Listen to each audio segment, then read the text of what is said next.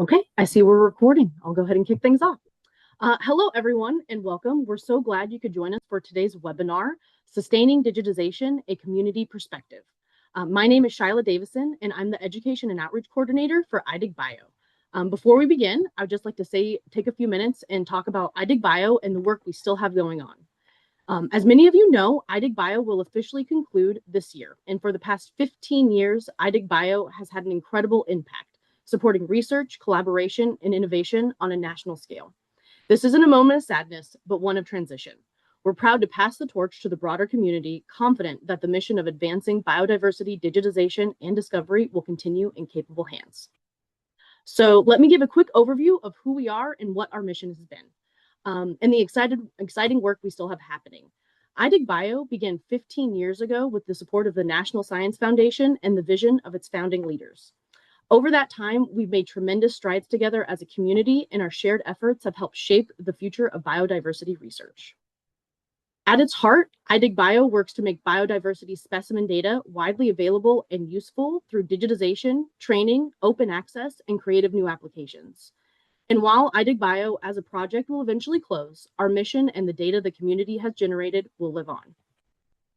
Thanks to contributions from 1,000 biodiversity collections across 350 institutions in the US, the iDigBio portal now hosts nearly 150 million specimen records and 67 million media files from 2,000 datasets. These data will remain available long after iDigBio, continuing to serve researchers, educators, students, and the public. And we're not done yet.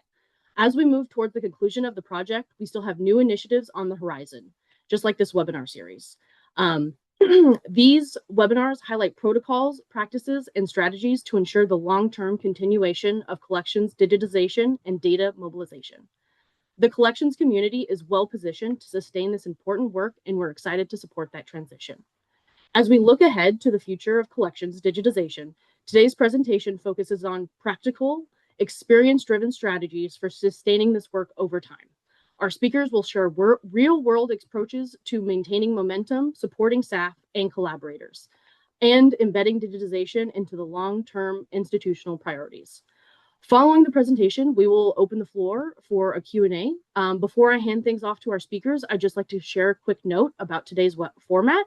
The chat will be enabled, so please feel free to use it for discussion and comments. We just ask that you keep the conversation professional and respectful, or we will have to remove you from the webinar. If you have any specific questions for the speakers, please post them in the Q&A box and we'll address them at the end. Thank you for your understanding. And with that, I will turn things over to Libby. Thank you so much, Shyla, and welcome everybody. I am going to give you an overview for today's webinar.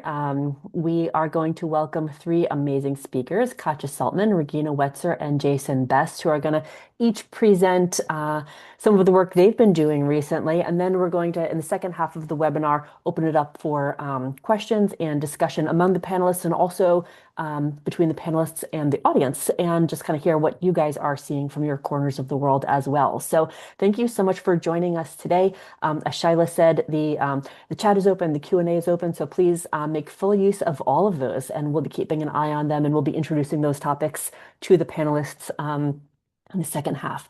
So without further ado, I'm going to pass it on to Katja Saltman from the University of California at Santa Barbara. Thanks, Libby. Let me get this going here. Slideshow and great. Thanks for the introduction. And again, thanks for this opportunity to talk a little bit and reflect on iDigBio digitization and the program as a whole. I want to start with talking a little bit about the Cheadle Center for Biodiversity and Ecological Restoration at the University of California, Santa Barbara, where I am director, because every collection is unique. And what I want to talk about is a little bit of a higher level of about why we sustain or thinking of sustaining digitization, and why prioritize that when there's maybe less funding or there's certain challenges that are happening within the institution. So I'm going to talk more specifically about why we are doing that personally. So the Cheadle Center for Biodiversity and Ecological Restoration is at an R1 university, and then part of the University of California. And let's see if I can do something quickly here. Um,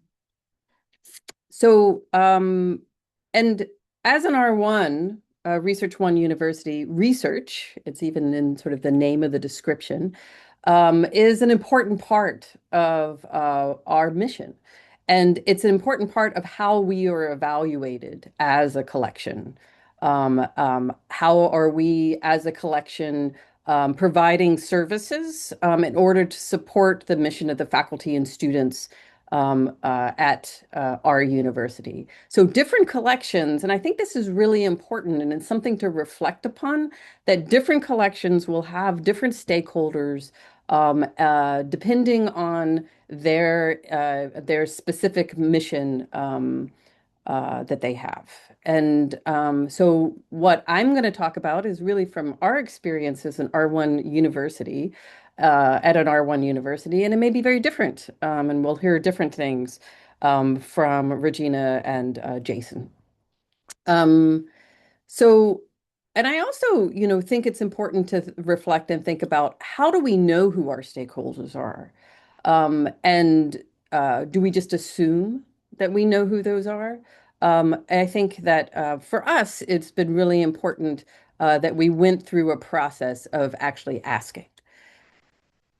So there's a lot that's happening right now in collections. This uh, period that we have had previously was very much a time of growth. It was really a time in the past 15 years with iDigBio and the ADBC program where I think prior to that, collections were much more isolated. Now there's definitely some familiarity and kinship and increased communication, much thanks to the work that iDigBio has done. And this is really something we can lean into and really important. But there's also negative things that are happening, or things that are challenging. So with iDigBio, with the ending of the ADBC program, there's the potential that there's reduced federal funding for collections. At the University of California system, we're having increased budget constraints, and we've been having changes in leadership. Those two things in combination does not a good formula, no matter how strong you are. And for the Cheadle Center for Biodiversity, our budgets are being cut pretty substantially. And they may get cut again next year. And this is something, these kinds of budget cuts are going around through all the UCs. And so the question for me during this process is back to the questions that as an administrator, as a director of a museum, at the museum that we're at, an R1 University Museum, how do we communicate this to the administration? That collections are valuable, and what is it that is about collections that adds value? And the other question in context to this webinar is why sustain digitization? Why sustain the what we know of as the work of digitization, taking specimens, transcribing information, putting that information out there? That costs money, it takes time. We have lots of strategies with students, partners, and other ways to make those things affordable and make that possible to do digitization. But then why do it at all? And then how do we communicate that to those stakeholders? So it's really easy to talk about in many ways in times of plenty. But digitization, I want to argue, is also incredibly important in time of constraints. Um, I thought with this presentation, I could have renamed it after I finished it as donors, MOUs, and data sets. So it's sort of a prelim to what's coming.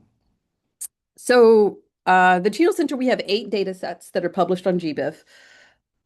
And those 8 data sets have over 1,400 citations. And the the citations themselves are really important metrics that I use to discuss with the administration.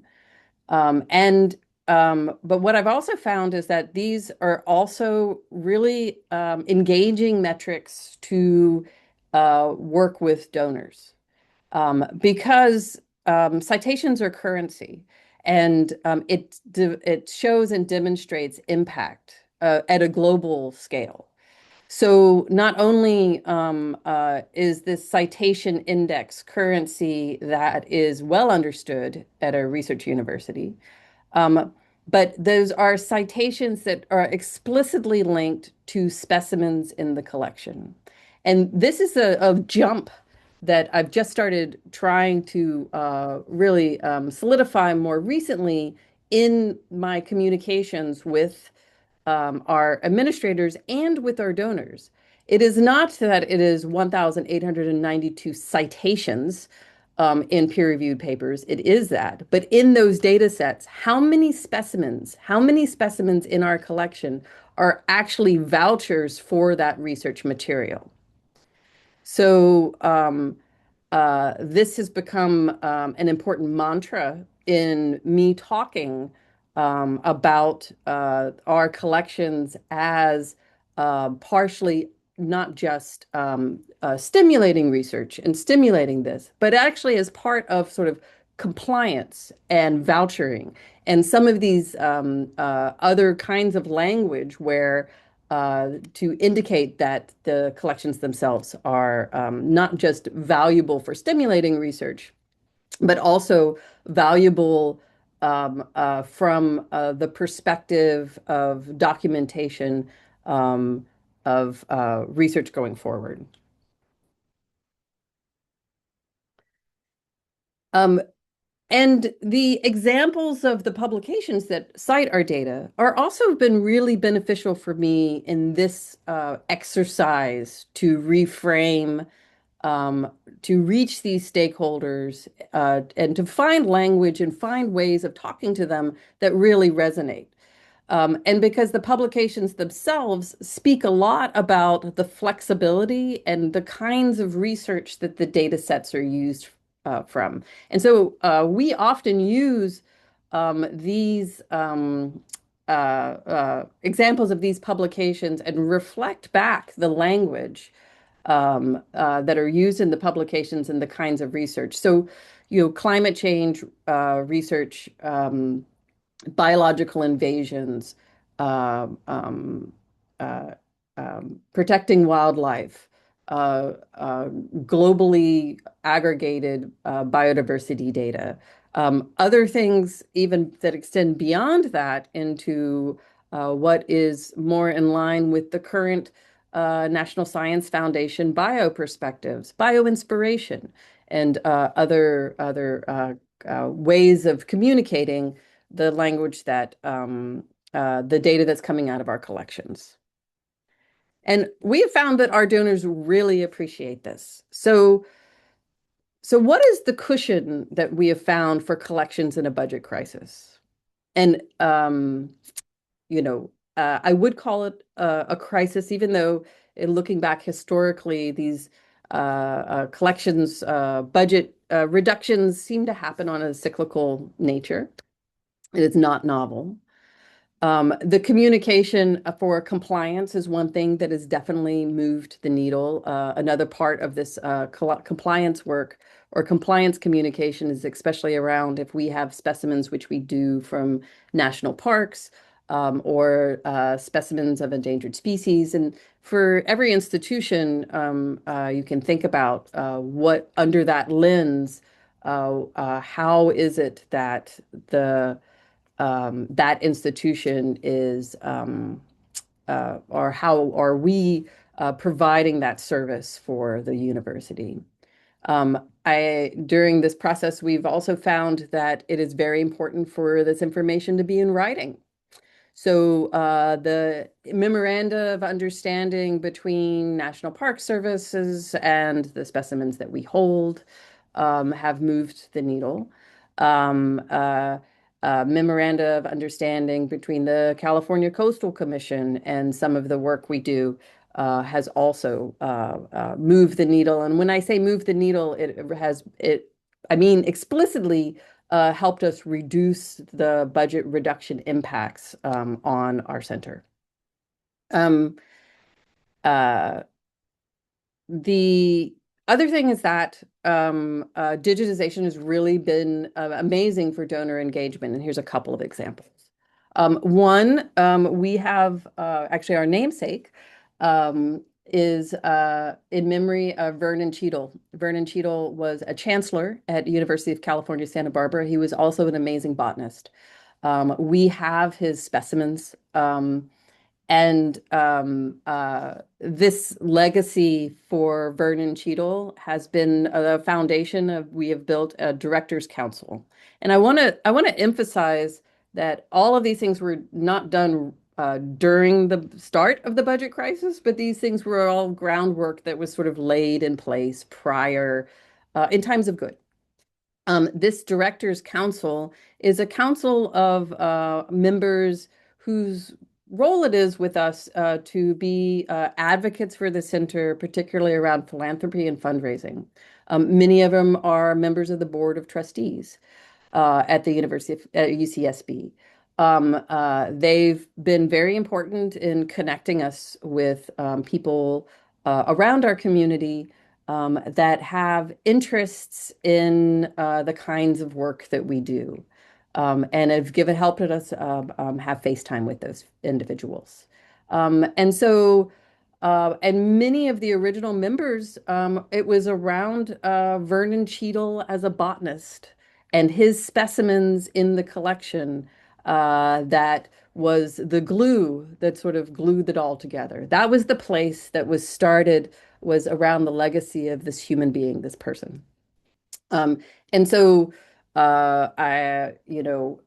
our collection, this was the entryway to being able to develop a fundraising body like that, an advocate body. And what was important what is important in this time of budget reductions is that donor funds and endowments, which is what our Directors Council is specifically tasked with helping us grow, are not affected or have not been affected by us, by these budget reductions. The agreements and the wishes of the donors are, taken very responsibly by their university. And so once again, for those donations, historically, we've stressed very much about making sure that it's very explicit that the donations are for the collections and for the Cheadle Center.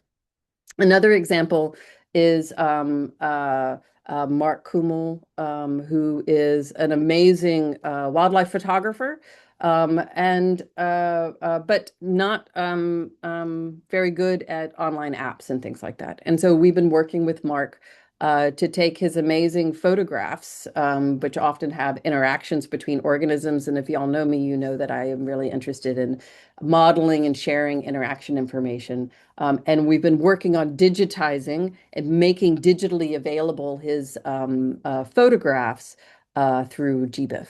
And this is another example of donor engagement that is explicitly digitization. So what makes collections a priority during a budget crisis? The other thing that a big part of compliance is the data management plans for research through the National Science Foundation and the USDA include preservation, documentation, sharing of data and samples and physical collections. And so this messaging is often lost. There's a lot of stress on making data available in the form of data sets. And we are starting to talk more about digitization as data collection, rather than using that terminology instead of just digitization, which I think is more domain specific within our community.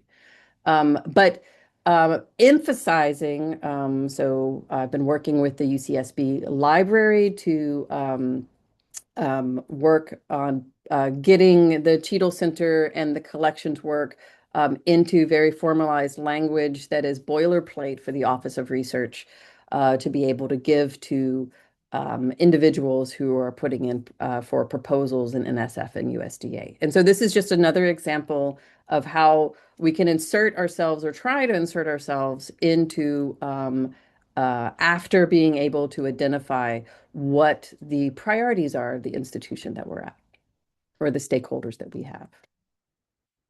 So R1's research is at the center of digitization. And as I mentioned previously, by me working on changing the language of how we present ourselves as a collection, it is no longer digitization, it is data collection. That the remembering that the scientific currency are papers, citations, merit and promotion, student success. And that by building data sets, even data publications of the digitization work that we're doing, that makes those citable. So not only the citations through GBIF, but building data sets explicitly and putting them explicitly out there for research. And the Big B project, so it's one of the thematic collection networks that I led, Big B. We stressed this, and it resulted in over 32 peer-reviewed journal publications, and all of those journal publications have data sets that are either collections of images or collections of occurrence data, or sometimes a little bit of both, that was explicitly used for a research publication. And moving forward, I think this is a really great model because each of those data sets are reusable and citable in a different way that the GBIF DOI is citable and is explicitly linked, but again, back to the vouchers of specimens in our collections. And one of these data sets, the example that I wanted to show is one from Global Biotic Interactions, is in a collaboration with Globi for a global data set of bees and plants that is published in, was now accepted in Scientific Data for publication. And these kinds of data publications, that is a published data set, is really important going forward, I think, for emphasizing that digitization is data collection.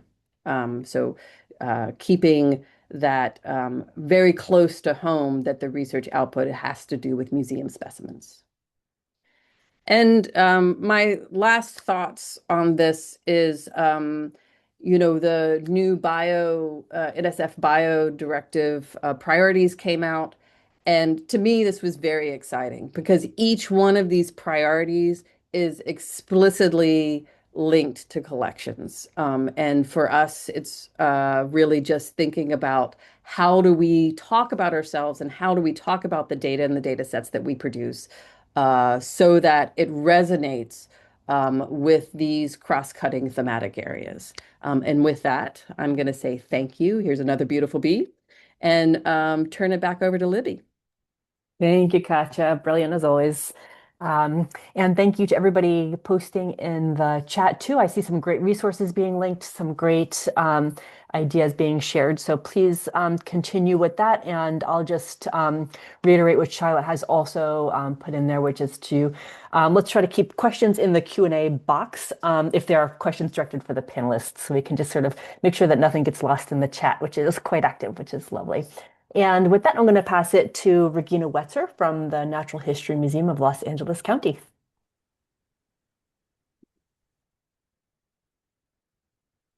Thank you very much, Libby. And I'm so delighted to be here. It's late morning here on the West Coast. Good afternoon to everyone else. And I see lots of folks from all around the country. So I at the Natural History Museum in Los Angeles and have been participating in the Dig In grant. Here's a image of our 113-year-old museum. It's one of the oldest ones on the West Coast, not old by any other standards, but it is a large institution that not only has natural history collections, but we also have a lot of history collections. And it used to also be the art museum, as is noted in the top.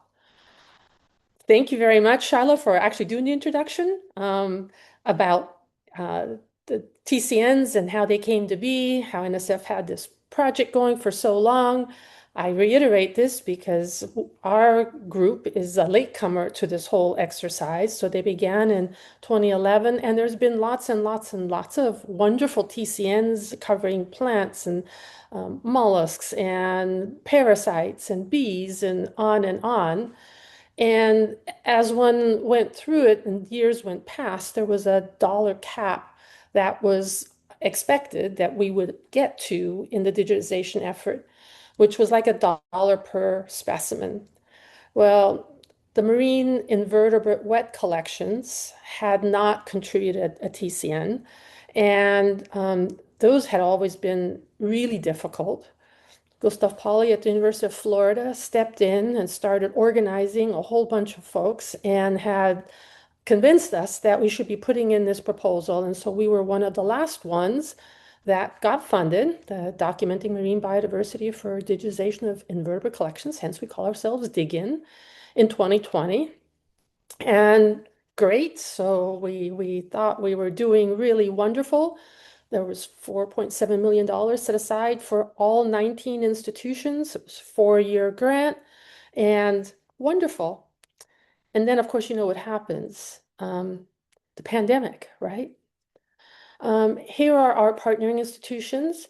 There are large institutions like ours. The American Museum is another one of the large ones, Cal Academy here on the West Coast, and a whole bunch of small institutions, some collections that had not added specimens for the last 30 years, and we're just trying to digitize that. Some that had also infrastructure, building renovations that needed to take place first. Most of them had some sort of a database system already in place, either was using EMU, was using Arctos or Specify. We had some collections using FileMaker, and then we had some that had nothing at all. So we are as diverse as the organisms that are studied and staffed by half-time people and or larger departments to manage the whole thing.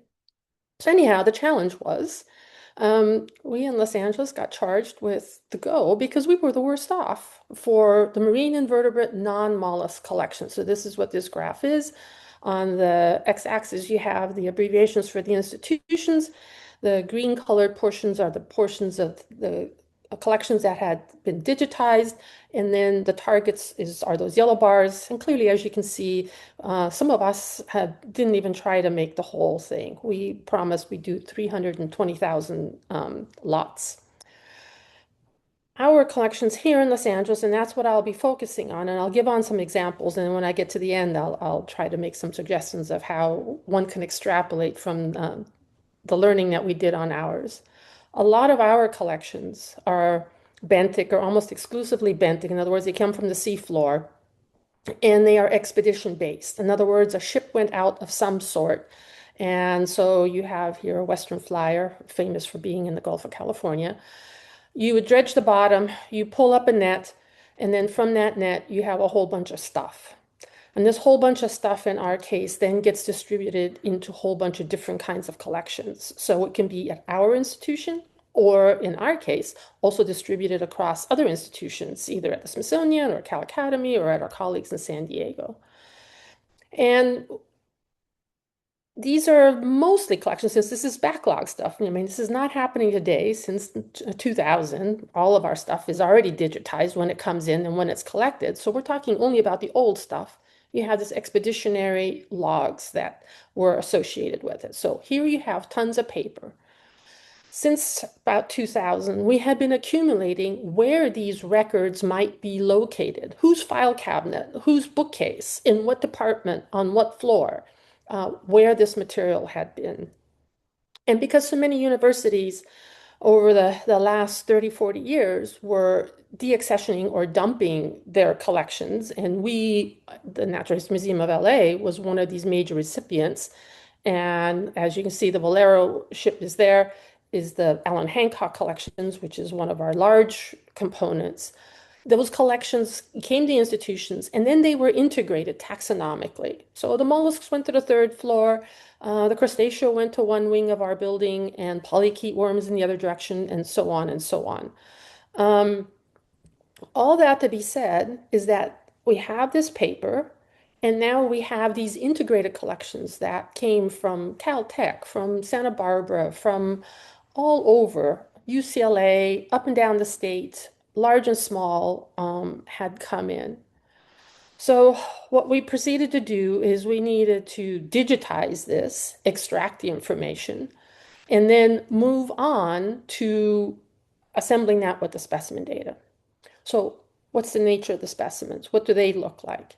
Well, in the simplest case, you have a jar and you have one or two or many specimens of the same species in it and a nice clear label.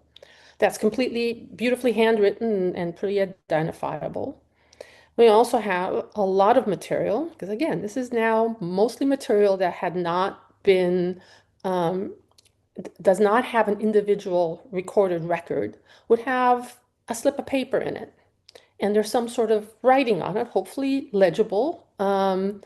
Or we have massive amounts of these consolidator jars, because that's the least expensive way for us to consolidate and to store our material, is many vials in a large jar rather than lots and lots of little jars. We have massive amounts. I showed you the graph, so I'll just show you pictures of some of our collection areas. We go on, and yes, we've made maps. There's also a density map of how many jars we estimated were on shelves before we started this digitization process. The other colorings are the different collection rooms that were done.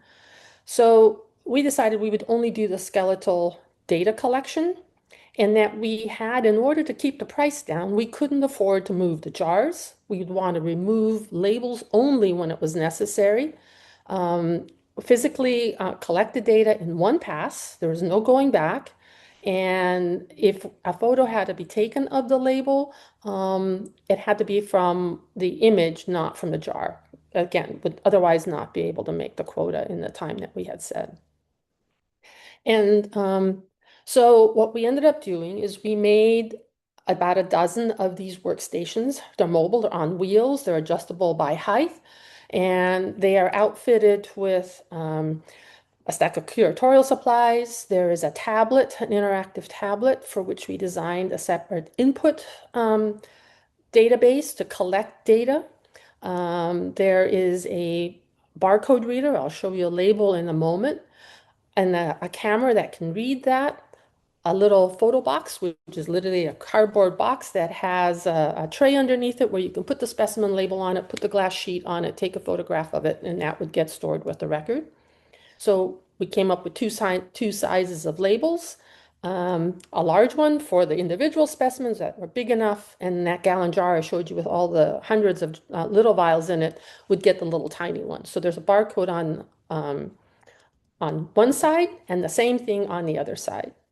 We printed those in-house, found a printer in LA that was willing to cut the hundreds of thousands of labels that we pre-printed. And we also barcoded all the shelves, all the banks, and everything else. Then we set off with our digitizers at these stations to open the jar, scan the barcode, capture the taxonomic name, and what minimal information was needed to move on. So we're looking only for baseline information. So the shelf data, the specimen ID, the taxon name. And again, since these expeditions have been codified, we've given them specific names, an expedition ID, if that could be recognized from the label, and then all the other labels that couldn't be recognized would have to be photographed. So the bottom label on the bottom right is one of the typical Valero ones. You wouldn't know that, but if you know that little number on the bottom that says, I don't know, 1140, 11 something or other dash 40, it is one of these barcode labels that, coding labels for the Valero stations that can be done. Here's an example of another one. There's a taxon name. This happens to be a worm, a polychaete worm. That does say ELT, which stands for L-tannin, and a codified station number that went with it. Then you also have, here's one, and again, each one of these layouts, if you recognize the expedition, all you have to capture is that number, mark it as L-tannin, put in the taxon name. We're using worms taxon names, and move on. That's the quickest way of doing that. This one, the wrong expedition was put in. So then the software tells you that stop, no, you can't go on, got to fix it, and or take a photo of the label. Of course, this takes extensive training. So we documented everything. And in general, there's about 35 of all of these expeditions that our digitizers would have to become experts at. And that, of all these hundreds of thousands that we've already done, there's about 10,000 that actually needed label transcription. This is the notebook that files open. There's one of these notebooks on each one of these workstations in the two different large collection rooms. There's images of what those labels sort of look like that you should be looking for. And this is the rate of acquisition.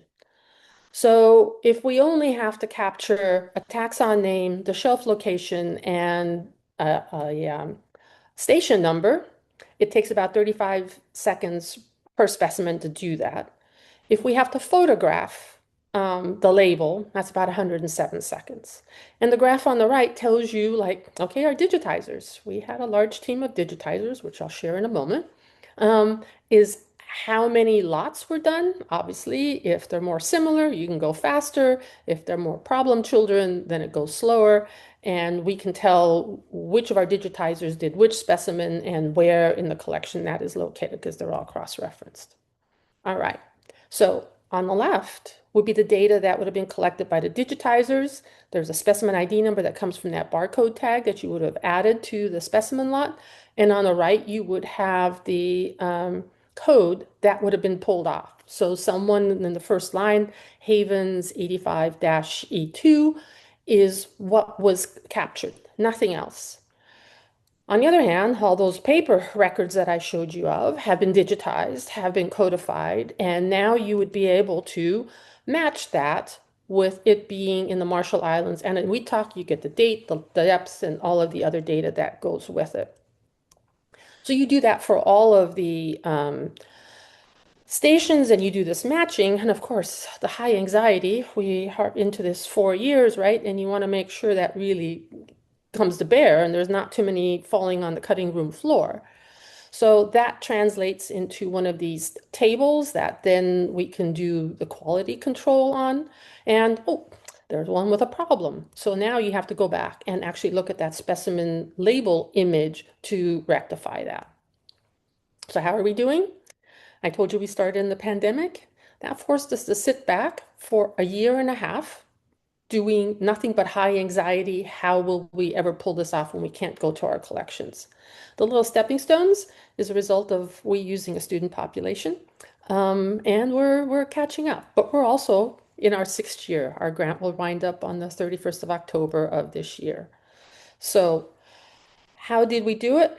Well, we did it with an army of undergraduates. We're right across the street from the University of Southern California, which has a wonderful population of students from which we can pull work-study students, and they can run across the street between classes. So we ask about 10 hours a week, 15 hours a week or more. And so we've had quite a few students come through over time that have done this. So they've gone through the training, they have to be qualified, they have to be tested, they are retested to make sure that their work is accurate. But there's the problem, right? There's still a whole lot that's going to be left over. And one of my anxieties right now in winding up this project is to make sure that the data we've captured, that the digitizer have brought in, and the data that we have digitized from the expedition logs Everything gets pulled together because I don't want to leave anything behind when funding runs out from that. So what do we do after the funding runs out? One of the things that I've learned in my long time career is that you can't do all of it. And defining what it is that you're going to focus on is really, really helpful in how you go about doing that. I came to this kind of work in the mid 1980s, so I've been at it for a while, and I was charged with moving a portion of the crustacean collections from the Allen Hancock facility to this museum. And when I started putting things on the shelf, I was just so meticulous about getting them all in order and just perfect. And I was really overwhelmed. I was much younger then. I thought I could, I couldn't see how one could do it all. So it is about prioritizing it. So I see the challenge to be three-part. You got to ask, what is the task? What is it that what's valuable, what you're trying to accomplish in the short term? How are you going to get it? What are your workers? What is your pool? Are you using volunteers? Are you using students? Are they graduate students? In our case, the work study students, hardly any of them are biology majors. And it turns out that that is not necessary. We've been using this formula for 25, 26 years now, and we haven't needed biological expertise. I do need people that are very conscientious and meticulous and love what they're doing, and they really do that. And then you need to get the resources to get the job done, the dollars and cents to make that happen. Do I have to pay for a full-time employee? Do I pay work study? Which in my case is a wonderful situation when the dollar rate is $20 an hour, for example, but we only pay $5, right? So all three of these pieces are what has to come together. So in coming back to the question of what is the task, well, is your task curation? Are you photographing specimens? In our case, for this project, our institution did not. Many of our colleagues at the other institutions did. Digitizing, and what is it that you mean? Are you getting skeletal data or are you doing complete transcriptions? Are you doing it from notebooks, cards? Are you doing this amalgamation of expeditions? Or are you doing something else altogether?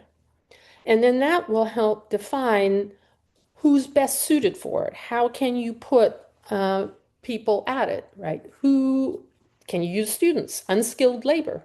We clearly have a tiered system where, again, our previous students, some of them have become permanent employees or are employees on the grant right now. They have trained the next succession of students. We use the more senior students with better experience to train newer ones. What is your model if you're using senior citizen volunteers, which we used when I was at the San Diego Museum, for example, where there was a fantastic pool of folks to help with it. Are you using graduate students? Is your institution mandating that you have to pull from a particular pool there? What are your time constraints? Is this a 1-year project, 1-week project, 5-year project? How are you going to constrain the physical parameters that you have? What kind of space do you have? And can others help supervise? Can you train things? We'll tell you what the kind of scheduling and modeling is. So how and where do you get those resources? Well, we have an advancement department, and Katya beautifully described of how it works in the larger university setting. We are a freestanding, partially county-funded institution, which just funds the bare bones of basic maintenance, but not additional curation and or digitizing efforts? Do you have like donors that like particular kind of sub-collections? Do you have local or state opportunities? For example, there are these collections now that are there's funding in the state of California for rescuing particular kinds of collections. Does that fit in there? Or in our state also, the Cal Academy has just had a $10 million grant for more digitization, collection management, and that kind of funding. So it's a big, little, and again, Katya beautifully touched on many of those opportunities. Is the collection or the work that you're trying to do research related? Are there opportunities to, again, maybe use graduate students to get some of that work done in the training that they get in using the specimens or the material elsewhere. It's possible to co-opt and get creative about using other project funding to get some of that work done. And then how do you measure success? You can't ask a donor for money or have a pool of money and then not show that how you've got it. So you've got to think about that in advance as well. So you want to make sure you have a really well-described project, how whatever the scope is it big, is it little, is it really complex? How can you make it smaller? Are you measuring it by the number of specimens that you've digitized? Is it the historical value of these collections? Are these specimens that are going to be used for research? Are they going to go on the exhibit floor or be used in an exhibition or something else altogether? And then who's going to use your specimens or the specimen data that comes used? And again, that's been touched on. And then there's the workflow issue. So having worked with 19 institutions, workflow was a really big deal. And we spend a lot of time on Zoom trying to come up with communal workflows. And all I can tell you is you can theorize about that, but every institution, every situation has its own workflows. There's nobody else in the dig-in group that is doing what we are doing. But we were singular. We had inexpensive help that we could get to open and close jars by using work study students. And that's not the case for any of the other ones. So making workflows that are efficient for oneself is like, you got to do that. And I have personally found that in order to come up with a flow, I've got to do it myself and then see what is the beginning and the end and what the little weak links might be. And again, you will find surprises when you then ask others to help, and all of you have had experience doing that. When a workflow fails, how are you going to clean up the messes when you realize it? Because again, you're spending money, time, resources, human capital, and so forth. So what are the safeguards that you're using to ensure that doesn't happen to begin with and actually get something done? You can have so many safeguards, nothing get done. What is your tolerance for error rate in order to do this kind of work? And then your fantastic volunteer, your wonderful student hasn't quite finished a project. What happens then? Where do you push it? Does it end up on your desk? Are they all lining up or do they just get pushed back to a collection space? I'll stop there. I have to show you pictures of some of the pretty animals that we have, because when they go into alcohol, I assure you they're not as beautiful. And with that, thank you for your time. Visit the Dig-In TCN, and I'll stop sharing my screen. Oh, so good, Regina. Thank you so much. And I want to invite folks too. Regina presented some really compelling and hopefully relevant to some of the folks in the audience questions at the end of her talk and throughout. And Katja presented some perspectives from her institution as well. So I invite folks to give their side of it. To respond to some of those questions, are there resources that you've used? I've seen some great links shared for some resources. What are your workflows like? How do your institutions operate if they are similar or different from these? So please, I think we're here to learn from each other. So take this opportunity to do as much. And with that, I will pass it to Jason Best from the Botanical Research Institute of Texas. Hey, thank you, Libby. Thank you, Regina and Katja. I'm going to share my screen here. Get on the correct slide first.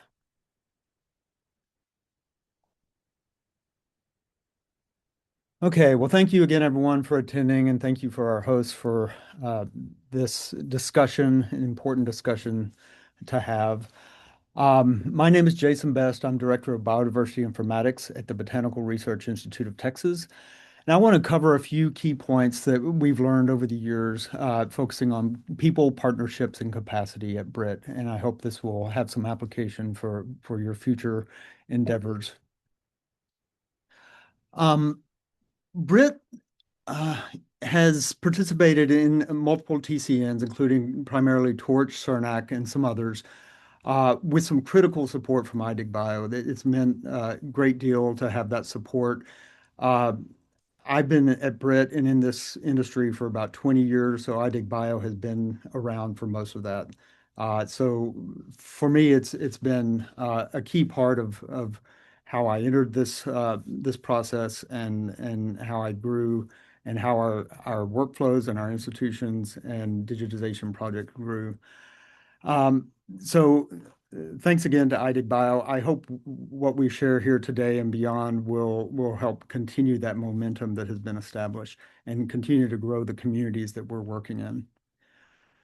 So every grant that we've had, anyone has a grant, they know that there has to be, at least particularly for digitization grants, you have to propose some sort of efficiency. So you're writing into your grant some particular efficiency approach. And these grants also open up collaborative opportunities.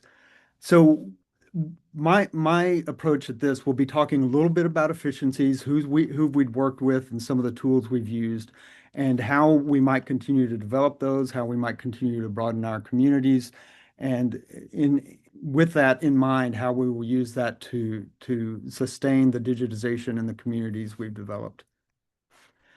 So at BRIT, one of our key pillars of success has been our volunteers. BRIT is a private nonprofit. We are not associated with a university. We have an herbarium with 1.5 million specimens and a library and archives, a library with 125 volumes and some extensive botanical archives. And since our merger in 2020 with the Fort Worth Botanic Garden, we now have an actual living collection of plants in our gardens and in our greenhouses. So in the future, we'll be focusing a bit more on that collaboration in a sense with the horticulture and living collections departments. But today I'll be focusing on herbarium and library work. Uh, Coming back to our pillar of success is our volunteers and students. As you see on the slide here, last year in 2025, they contributed over 9,000 hours, roughly equivalent to 4.5 full-time equivalencies. With much of that going to the herbarium for imaging, mounting, transcription, and georeferencing in various TCNs. And in the library, particularly for our Sherwin-Qualquist collection, which I'll come back to in a bit, as well as some other library projects and day-to-day activities. But I know some of you may not have the pool of volunteer opportunities that we're privy to as a nonprofit, but I do hope you find ways to cultivate that because I think it can be a great success for you as well. So in addition to our volunteers, they're coming practically every day. Some others have mentioned crowdsourcing. We leaned heavily on this in our CERNAC and Torch grants, particularly the Notes from Nature platform, which I think is being presented next week. So I hope if you're interested, you can attend that. But crowdsourcing has been a great way to not only take advantage of a greater workforce, but also make our collections more visible, getting people more engaged and finding and learning things about our collections that we wouldn't have seen because we didn't have eyes on it like some of our extended volunteers in the crowdsourcing group. Others have mentioned students. We don't have a large pool of students like you might have in a university, but we do have collaborations and a select few students that participate. But I want to focus on the potential for looking for students that may not have the skill set that you were trained in. I think like Regina and Katya both mentioned that sometimes it's just about being focused and consistent. And we found a lot of that in library and information science students who have done internships and practicums with us, as well as we've leaned on some of the skills of data science students to help us help us analyze some of our data, some of our collection information, and visualize it in ways that help us reveal some things that we might not be able to see ourselves, or ways we can present that to our constituents. So these three things have been really important to us: volunteers, crowdsourcing, and internships and students. I think that we've touched on this a little bit, but at Brit, we had one of our initial opportunities, more recent ones that really accelerated some of our imaging, not full digitization, but imaging of our specimens in our herbarium, was a partnership with Google Arts and Culture. Their deliverable was not a full scientific data set with transcription and georeferencing. They just wanted images. So they provided us with the equipment and the funding for a person to digitize uh, much of our collection with no other stipulation. They did want some stories based on these collections, some essentially slideshows, but this freed us to really focus on capturing at a high rate. And with the funds, we were able to focus that on a very productive digitizer, imaging technician who was reaching 70 specimens an hour consistently, and he imaged almost 500,000 specimens, so almost a third of our collection. So one thing you might want to consider is if you can find a collaborator, a funder who has a different focus, a different deliverable, you might be able to really focus your productivity in an area that you can later leverage in future workflows to extract the data and other things that might be needed for scientific or other use of your collections. I also want to touch on the Sherwin-Carlquist Digital Extended Specimen Network, which is an NSF-funded project and a collaboration between Brit and California Botanic Garden. This, for us, most of our digitization at Brit has been focused on specimens, but this collaboration brought to us the opportunity to digitize things in our archives. We had done this on a very small scale before, but this let us really open up, get new equipment, new infrastructure that allowed us to start imaging the Sherwin-Carlquist archive at Brit, which included many field images, photographic slides, as well as field notes and other physical material. So it challenged us to think differently about how we digitize. We had a lot of experience with specimens, but we had to adapt that to different types of media, different types of items. But it also challenged us to think a little bit differently about what we're delivering. And we had the additional challenge of wanting to make this a true extended specimen, so we're having to discover what Cal BG has. They, of course, had already imaged some of their specimens, but were imaging new specimens that Carlquist collected, as well as microscope slides and other items. And we were linking between these two collections across two different platforms. So in general, I would say looking at different approaches, especially extended specimen aspects, might push you in a way that would help you find new funding that may otherwise not have been available to you in more traditional source such as NSF. If you're taking an approach of linking publications, as we did, linking Carlquist scientific publications, you might find library or scholarly funders. For archival material, you might find funding in humanities and archive funding sources.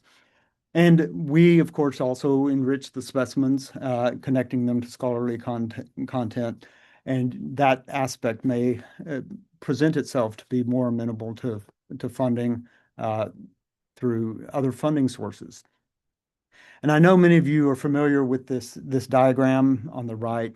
It depicts the specimen at the center and radiating out from that through the extended specimen network, primary extensions, including the specimen media, digital specimen record, etc. We in the Carlquist project, we extended it to field images and field notes.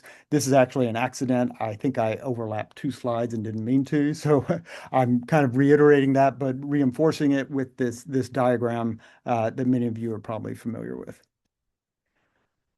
I want to shift gears a little bit to talking about capacity. One of the things we learned was finding tools that fit our needs. I use some examples like geolocate, which we use extensively, Symbiota, of course, as a platform for delivering information, but also for managing and data quality. And some newer tools like voucher vision. These are all things that you should look at if you're starting a new project or looking to accelerate the process of your digitization. There are existing off-the-shelf tools that can help that process. But I do want to focus a bit on considering how improving your personal data or fluency or coding fluency or those that you work with, if you're able to improve that, learn some of those skills, you can put yourself in a position to take advantage of some things that might not be accessible to you before.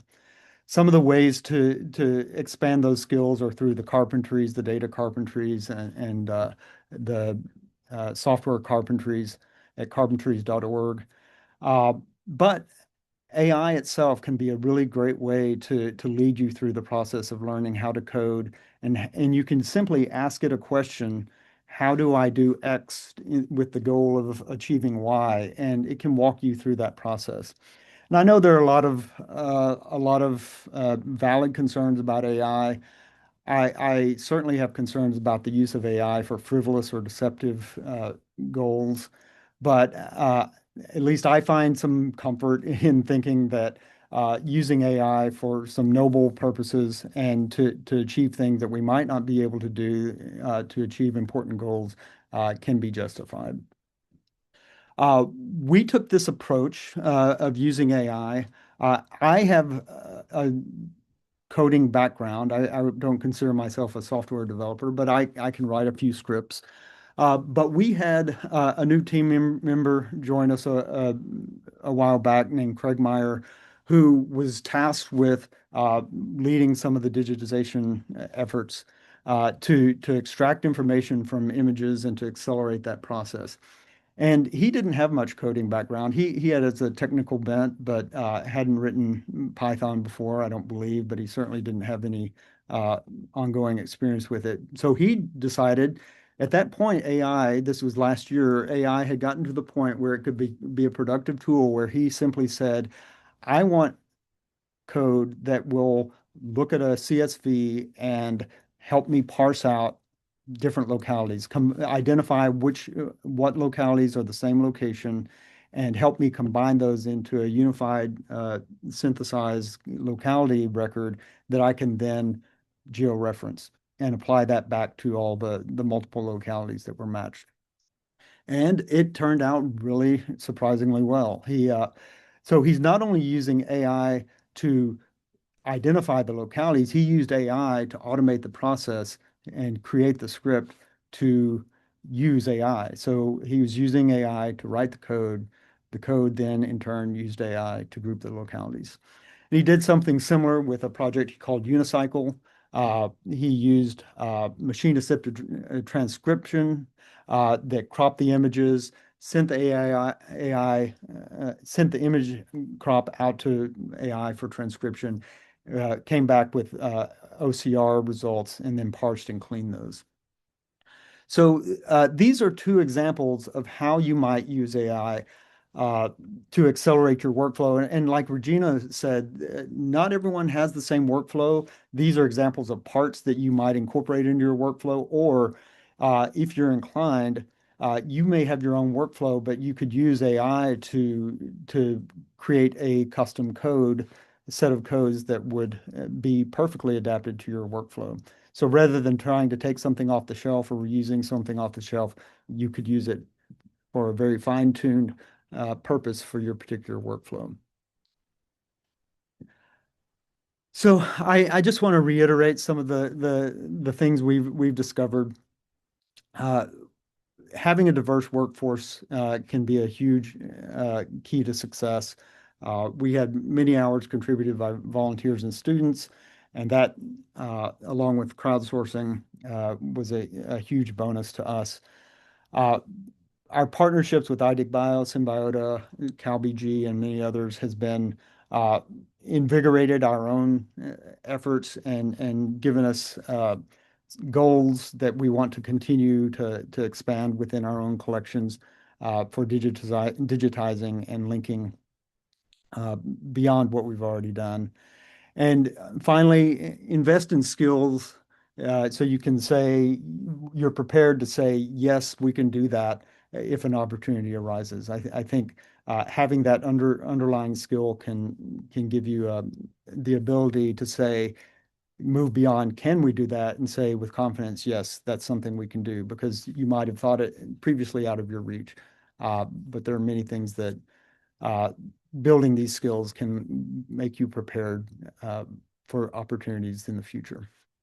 With that, I just want to say thanks to CERNAC and Torch Communities, CalBG, and especially iDigBio again, and our funders, National Science Foundation and Google Arts and Culture. Thank you. Thanks, Jason.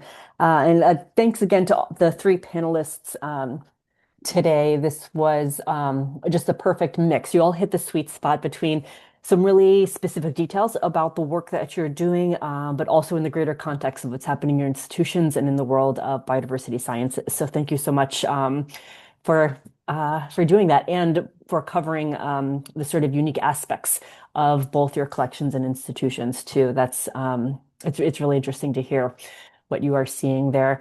I want to take the time first to look at the Q&A and anything else in the chat that we might need to revisit. But let's start with the Q&A, because there are some great questions in there, both that have been answered already. And thanks to the panelists for having a look at those. And I think they're worth kind of opening up for discussion among the three of you, and as well as folks in the chat as well to chime in with their thoughts. So we'll start with that. And please, folks in the audience, continue to add things in the Q&A box and continue to chat about everything too. And then we'll probably move to some other broader discussion questions that I'll present to everybody. So for starters, let's see, I see that Katja, you answered the question about the work you are doing with the libraries about boilerplate language for people to put in their proposals.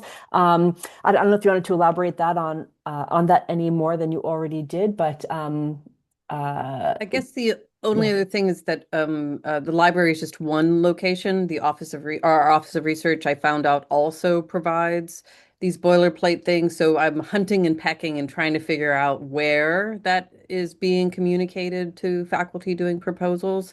And then so going to where it's already happening, instead of assuming that people will come to us to ask those questions. But yeah, the DMP tool is a big part of what the library resource has to offer. Right. And Regina or Jason, if you wanted to chime in about any boilerplate language that you've been able to use in proposals. I guess in the sense that we are structured, we don't have boilerplate material. And since each of our collections or each of our sections is quite independent and responsible for its own digitization efforts, so it's like many institutions in one institution, we don't necessarily have a coherent one. And hence I went through the whole up and down of like, how big is your project? Who have you identified could fund, and for how long? And is this with permanent staff or other more creative ways of getting the work done? So For sure. Yeah, I think it's both institution and collection specific with how much that language exists. I see a question from Utah, which I think is worth putting out to the full group here. She asks a question about funding to you all. In an ideal world, if that's possible, are there specific funding types or avenues that you find preferable? For example, A, public government funding, B, private funders, C, income from some form of direct commercialization, like premium data sets or services, or D, returns of generated value via, for example, some type of biodiversity credits akin to earned interest. She's thinking of automatic income via returns coupled to UN SEEA national capital accounts, if you've heard of Utah talk about things like that before, and why you might choose something like that. So yeah, what do you guys think?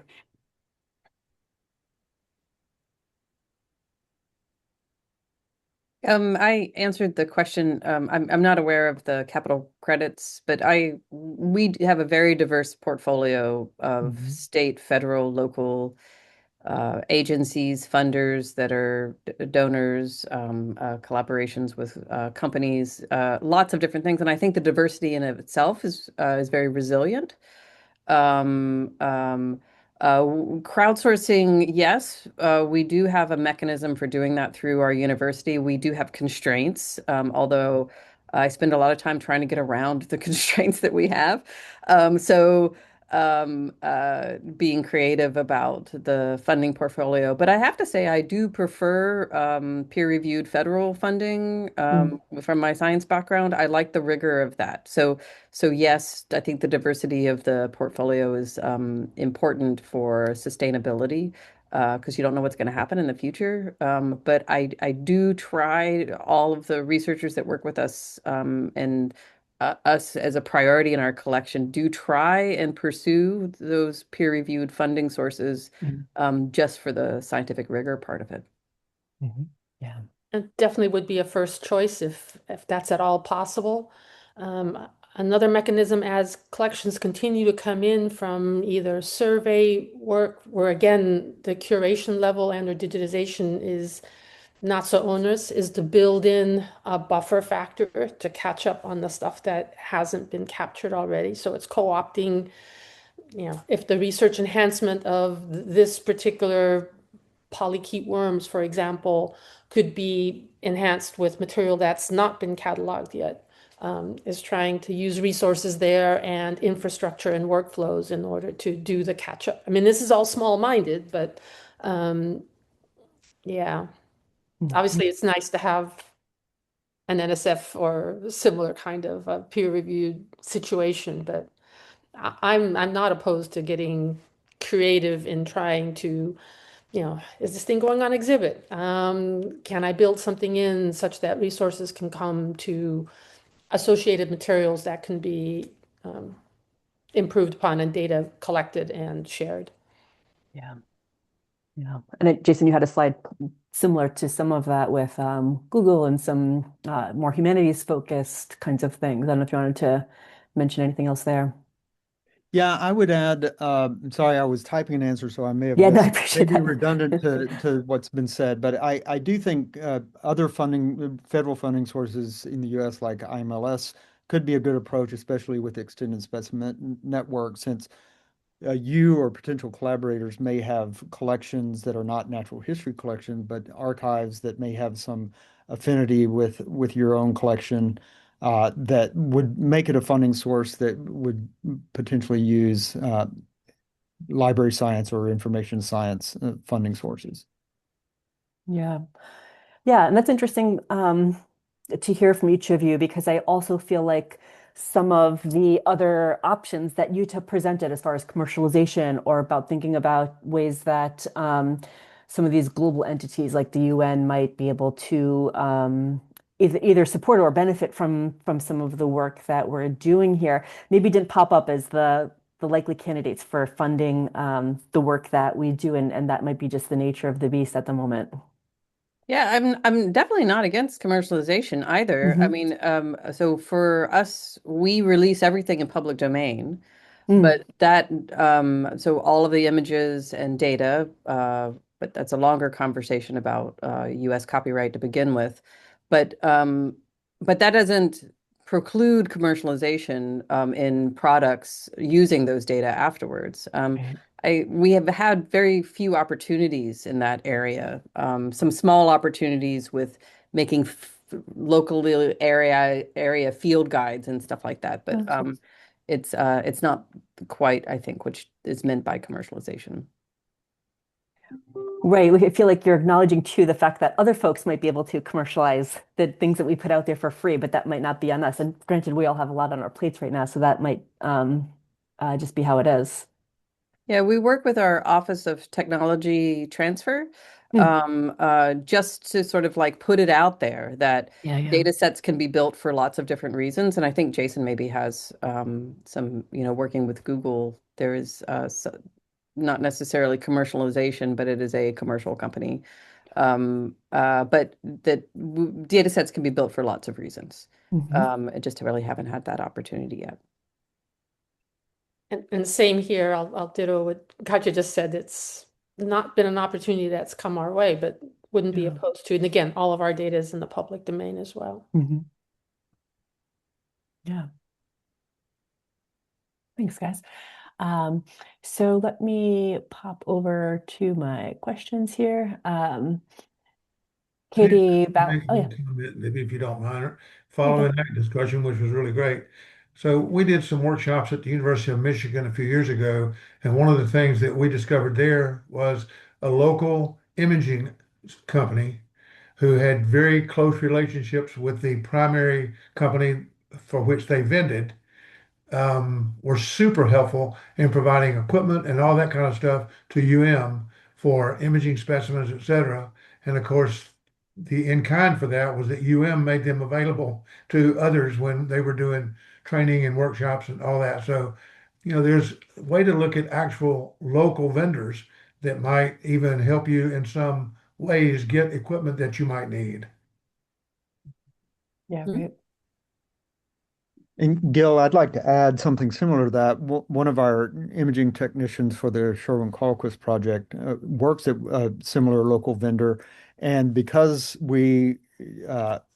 she had uh, early knowledge about them selling some refurbished equipment, we may be able to get access to something at 10% of the what we would have to pay commercially. So Mhm. having those relationships not only might give you skill opportunities, but also some equipment ownership that you might not get otherwise.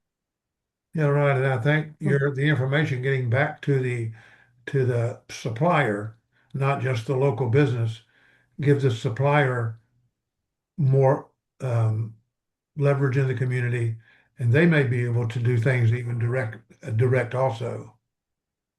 We just don't need to think it's nothing but huge corporations that we don't have any touch with. We can make touch with them if we work with their vendors. Right. And some of them find what we do just so ridiculously crazy that they'll be up for the challenge. I showed you the stack of the printed double-sided labels that needed to be cut, and because those little small labels are really, really hard. I mean, that would Yeah, be that was pretty thousands of impressive. hours already. That was pretty impressive.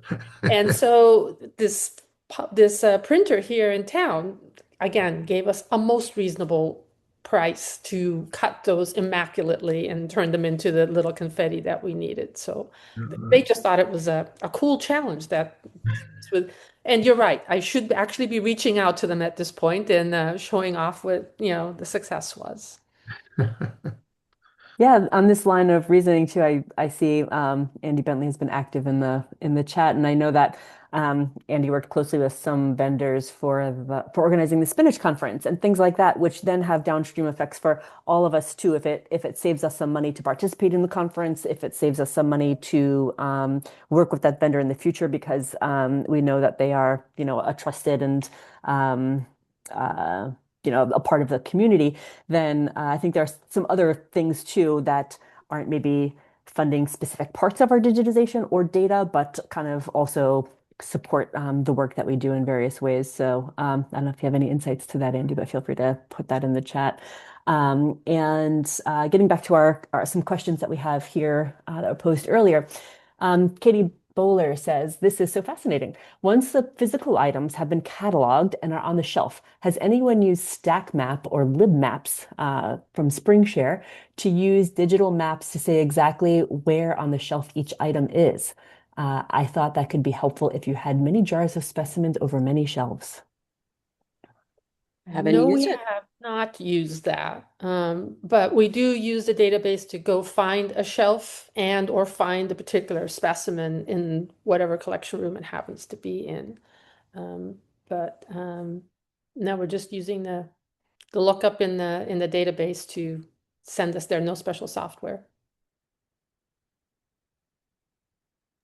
I don't know if anybody in the audience is from the Florida Museum's wet collection, but uh, and other folks I know too have been organizing their collections not necessarily taxonomically, but based on size and other ways that maybe make it more economical when it comes to saving space and shelving all those odd-shaped jars and things like that. But then maybe a little trickier to find this specimen of a species over here, and then maybe a larger jar of it, across the way over there. So I don't know if folks are using this for other purposes, the software that she mentions, but yeah, please share it if you are. University of Texas did that a few years ago for their fish Mm, collection, and they started just basically the next jar, got the next number, and went on the next place on the shelf. And it's all database. So, that for people like me that are interested in systematics and taxonomy, I really love to be at a cabinet where everything's related. But if you're trying to figure out how to keep things organized, this idea of maybe having big shelves for big jars and little shelves for little jars, you can probably get better space utilization. And if you have them numbered and they're all databased, you can find them. Yeah, absolutely. And that's what we've gone to. So for some of the collections that haven't had heavily worked over systematics, that's, filing them taxonomically may not be a really big deal, but things, for example, like decapods, crabs, lobsters, and shrimp, where there's been massive amounts of rearrangements, and you're working and relying on a workforce that doesn't know anything about these organisms, having things misshelved becomes an issue. And again, the space constraint. As we move forward, that is more of like, yeah, you're gonna send out the collection manager to pull those jars of interest that have been found in the database. So it's also the switch over of all the data is on the label, and now there's a whole lot more data that's associated with any one specimen, the whole expended specimen component. So yeah. interesting, right? We we're in thinking about because how to engage more ecologists in our collections too. We're started to sort of selectively leave collections together and not break them up. These are specifically surveys in particular areas that are really compelling to maybe in 10 years resurvey. So we've made some links into how to organize those so that they are separated. They're digitized all right away, just as everybody else was saying. So you know that that species is within that collection. Um, but working also ahead with them as the data collection is happening so that the specimens don't get shipped to a bunch of different places that have taxonomic expertise in those places. We can do it post hoc through loans, so at least we know where they are. But then we try to publish a data set around that collection itself to advertise that it's there, because otherwise it's just sitting in the collection um, and people don't know about it. Yeah, oh, that's so interesting. I hadn't heard about that kind of by expedition there, field trip. Hmm. All right, thanks for that question, Katie. Andy shared a publication on specimen management plans. I'm not sure if that ended up in the chat as well. Some of the recommendations were adopted by the National Science Foundation, but we would like to continue working with DMP Tool and Easy DMP to include templated information for management plans related to the previous topic there. So that's out there. Thank you, Andy. Christopher Cruiser says, question to all from both US and global perspective. Do you have views on ways to sustain skills and experience in a workforce in between funding waves? Oh, good one. Skilled digitizers can be lost to other professions if funding is not joined up.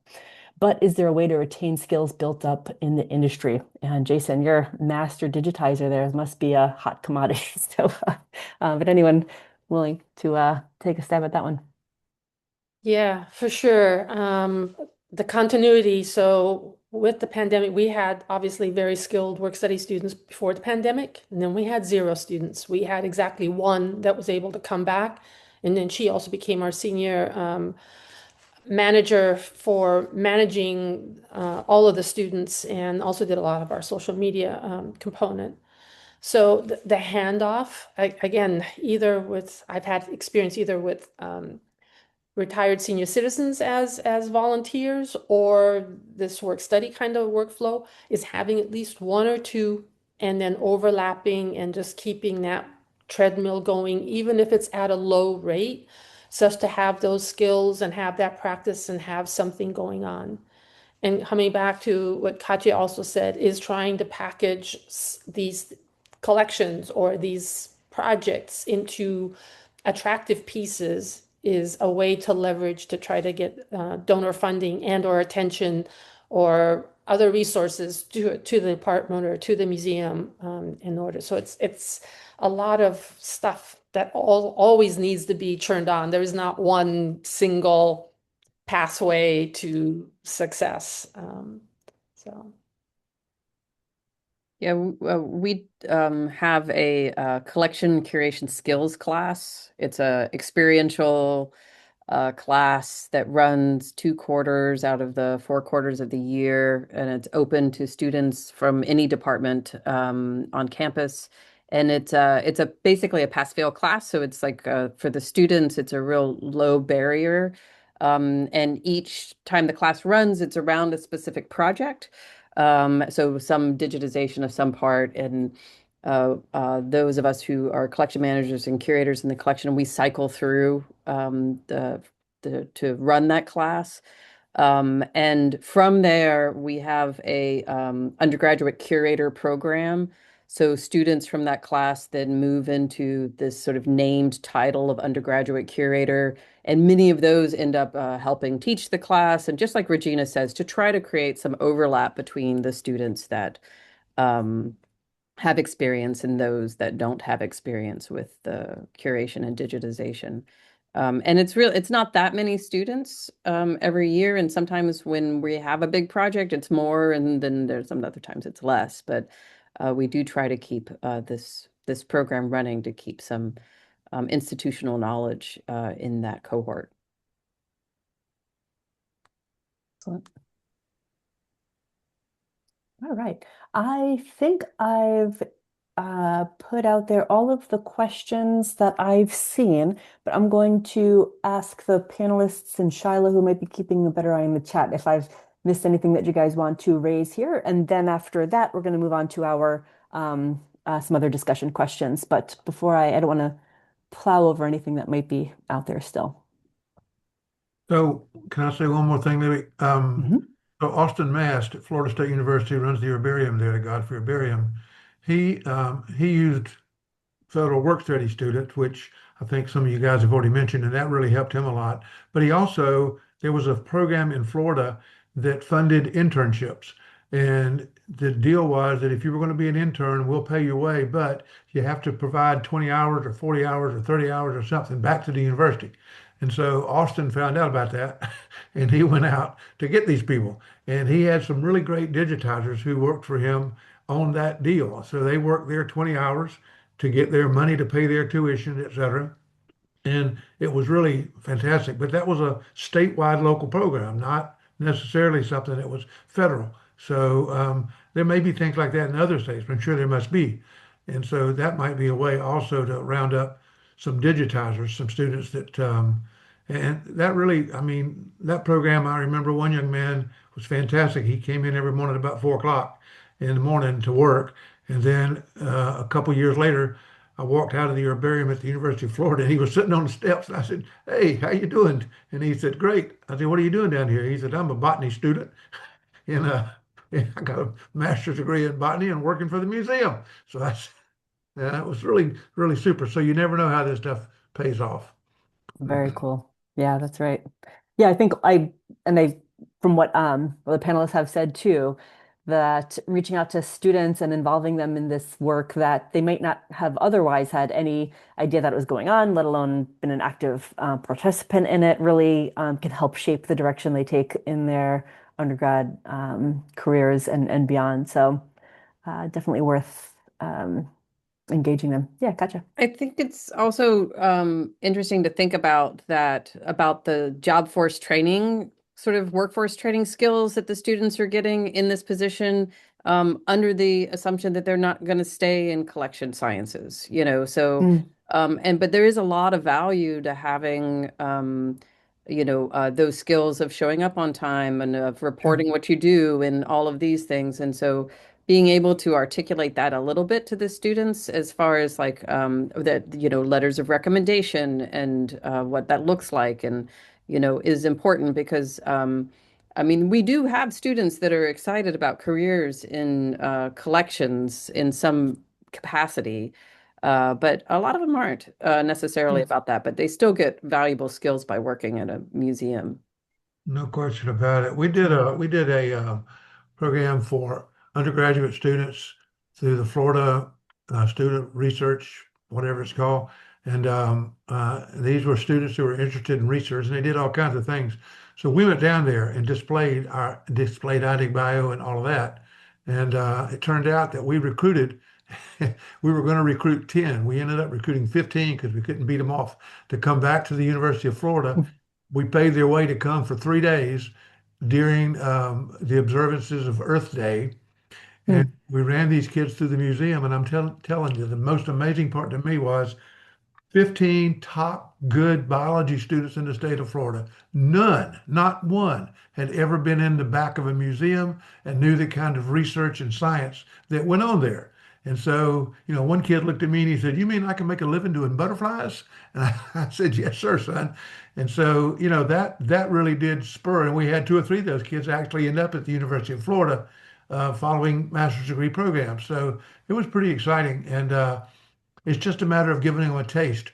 And I think sometimes we're so concerned about our collections that it's kind of a pain to host students, but it's really not. I mean, these kids really did get a lot out of that. Yeah, for sure. Yeah, thanks, Gil. So we're going to try something a little bit different here. And as I'm going through this, folks in the audience, do feel free to continue posting in the question box there and in the chat, and we'll keep an eye on those. But I'm going to put a question out there to our panelists. And, we've kind of touched on some of these topics a little bit already, but I wanted to maybe focus on some of these things, give our panelists a chance to reply directly. And also, we're going to put a poll up in your Zoom window here. So, in those of you in the audience, feel free to have a look at that and respond, and we'll present the results to everyone after that. But the little pop-up you see is from us, so please have a go at it. And to our panelists, a similar question of what metrics or progress indicators resonate most with funders and administrators? It's a good question. Very good question. Yeah, I would say in some ways it depends. For our sort of administration universe, in the good times, research output and student training really are very, very important. I mean, because there is it's not, there's sort of a good times, bad times, funding wise, sort of a continuum. So that those are very important metrics. But in times when cuts are being done, it's compliance is top of the list. It's still research output is still really important, and student training and being able to provide that information is still really important. But also being able to say you absolutely cannot do this because of this agreement or that, and to have some of that in place is also very valuable. For funders, I think most of our funders are really stimulated by what comes out of the digitization and being able to communicate that. So it's the downstream products or effects, be that or what did it leverage? And being able to talk about that comes out. And so this is one of the reasons I'm really excited about producing data sets from the collection itself, because it's easier for us to talk about that, and to be able to tell stories that are compelling of like, so this data set was built to for example, we built a specimen data set to help model coastal California areas of species of special concern. And the occurrence data was explicitly digitized for that product, but then we also brought in other data. And then we could say that did its job, and then students use this for research, and that it was used to inform restoration practices. And it's the students use this for research and it was used to inform restoration practices is the part that really got them excited, not the nuts and bolts of building a data set. So downstream stuff. It's my experience. So I guess for us, it's the research outputs, publications, the citations is what gets valued. Obviously, the grant dollars that we as researchers or as curators bring in to support the collections. And because we're a public museum, the public engagement component, the outreach component, the integration with the education department, and that kind of component. And again, it's the storage, it's the packaging of the stories that make it an easy sell in a tangible little box that can be handed off and or interpreted by others, where it's just not, only coming from the department or only coming from me, but others can then move it forward.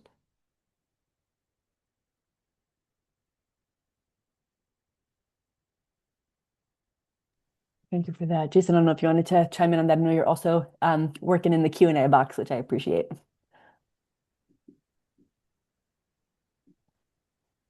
Libby, I did share the results. I don't know if you can see that, Oh, but thank everyone else you. should be able to. About 56% of folks participated, and surprise, surprise, grant dollars leveraged is at the top with research outputs. But it is pretty interesting to see the how it's spread throughout there. Thanks, Jill. Yeah.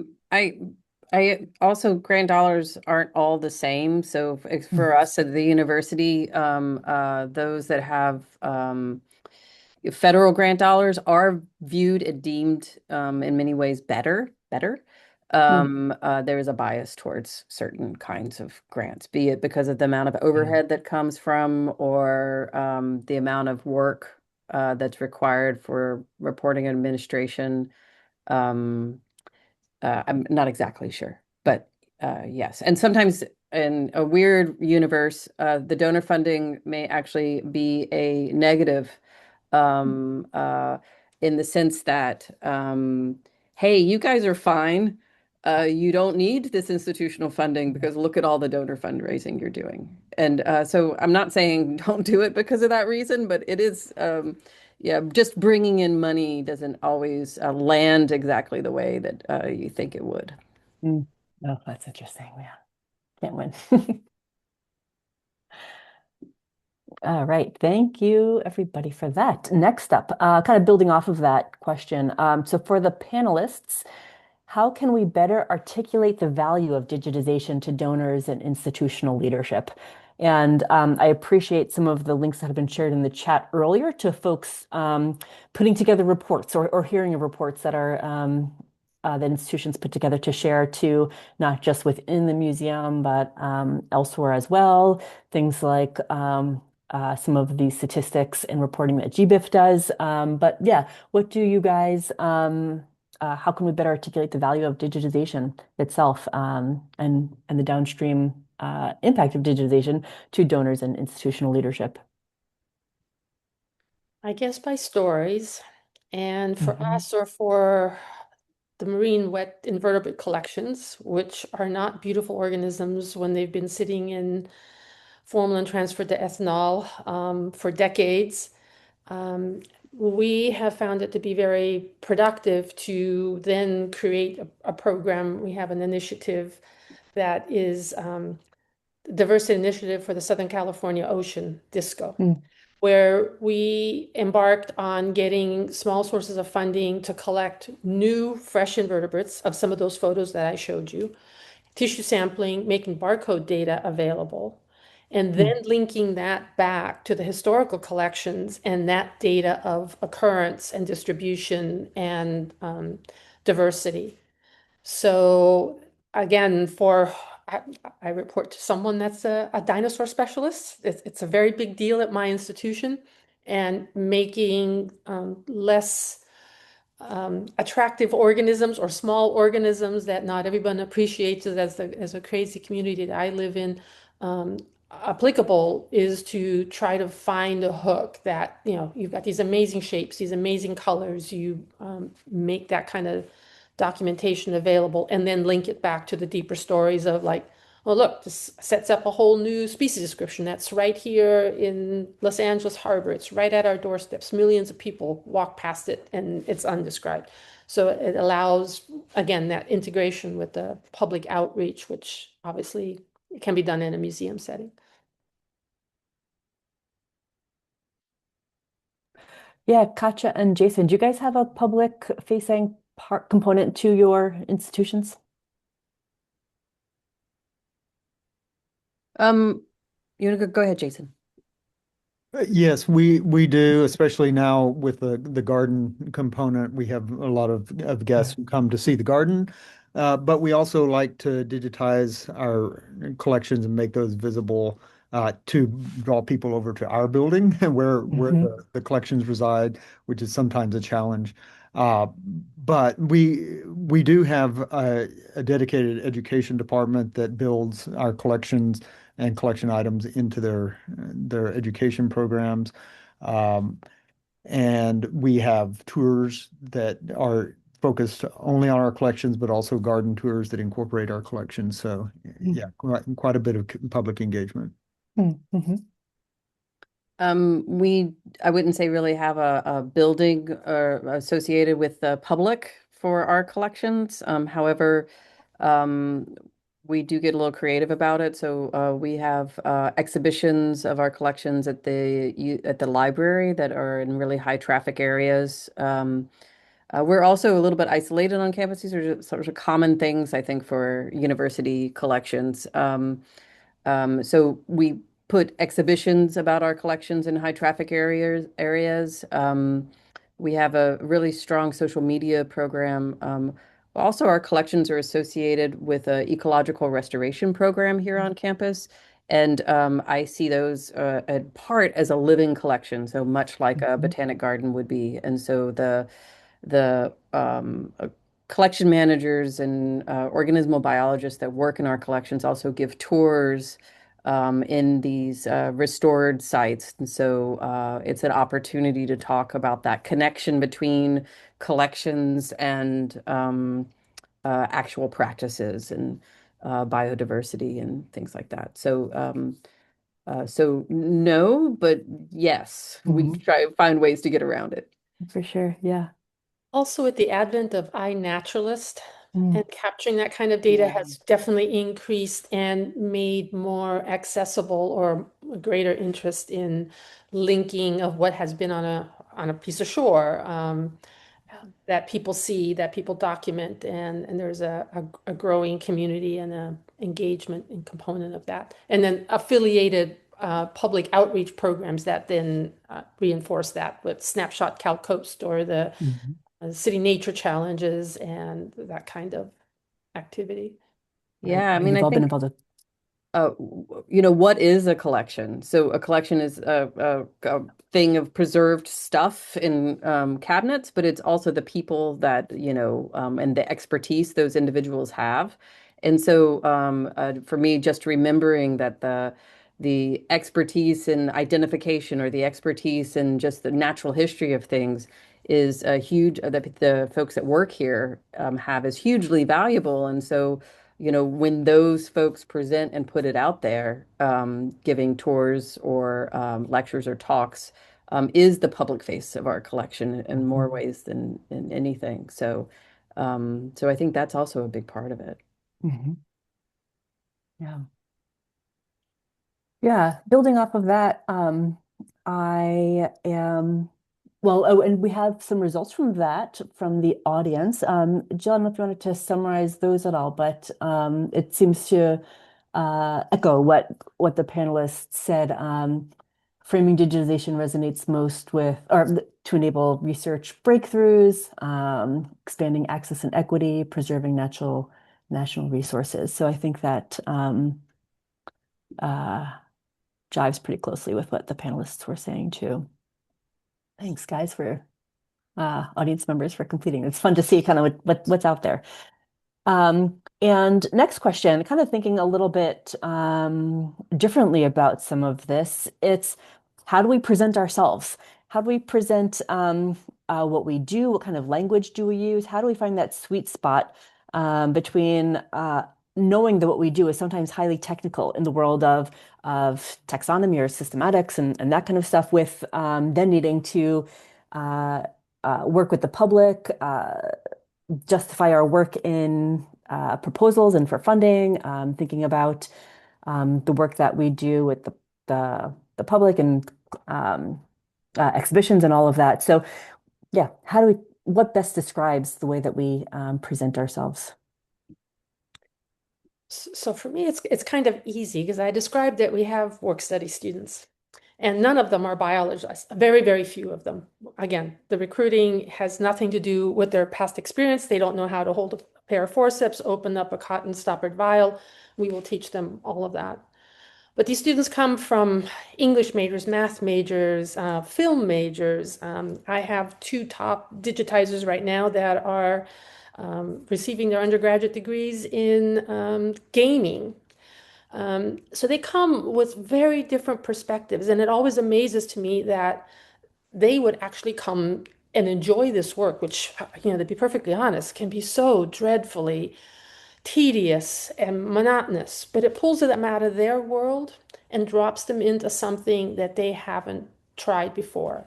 And calling on them to talk about, and that's one of the things that they are asked to do, is when donors are brought through or trustees are brought through collection spaces, is they describe of what they're doing and why they're doing it. And they are some of the most articulate and wonderful ambassadors, way better than I throwing out jargon. They're charismatic and they're energetic and they really love what they're doing, to the point where, like right now, we have a film student that was here last semester.